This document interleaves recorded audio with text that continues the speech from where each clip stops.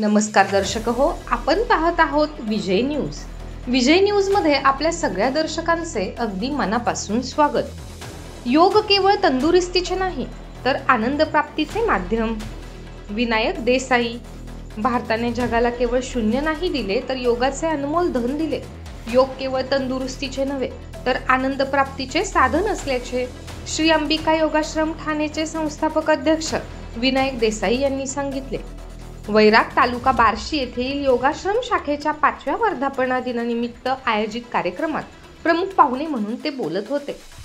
हठयोगी निकम गुरुजींच्या स्मृतींना उजाळा देऊन त्यांनी भारतीय संस्कृतीमधील प्रत्येक सणांच्या मागे असणारे शास्त्र उलगडून सांगितले.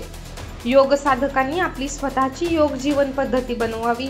अंबिका योगाश्रमाच्या सर्व शाखांमध्ये सर्वसामान्यांसाठी आरोग्याविषयी समस्यावर प्रकल्प राबवणार असल्याचेही त्यांनी यावेळी सांगितले.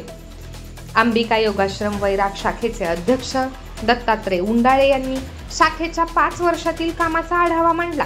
यावेळी सोलापूर जिल्हा आयुष अधिकारी डॉक्टर विलास सरवदे यांनी योग केवळ हिंदू धर्मासाठी नसून मनुष्य धर्मासाठी असल्याचे मत मांडले. धाराशिवचे आयुष अधिकारी डॉक्टर गजानन परळीकर, राज्य योग शिक्षण संघाच्या प्रांजली लागू यांनीही मनोगत व्यक्त केले. शंकर धावारे यांनी आभार मानले तर सुहास ढेकणे यांनी सूत्रसंचालन केले. यावेळी पोलीस उपनिरीक्षक प्रतापसिंह जाधव, डॉक्टर प्रवीण बिरगे, ह.भ.प. परमेश्वर शिंदे, इंजिनियर धनंजय दळवी, संजय जाधव, किरण प्रजापती आणि योग साधक मोठ्या संख्येने उपस्थित होते.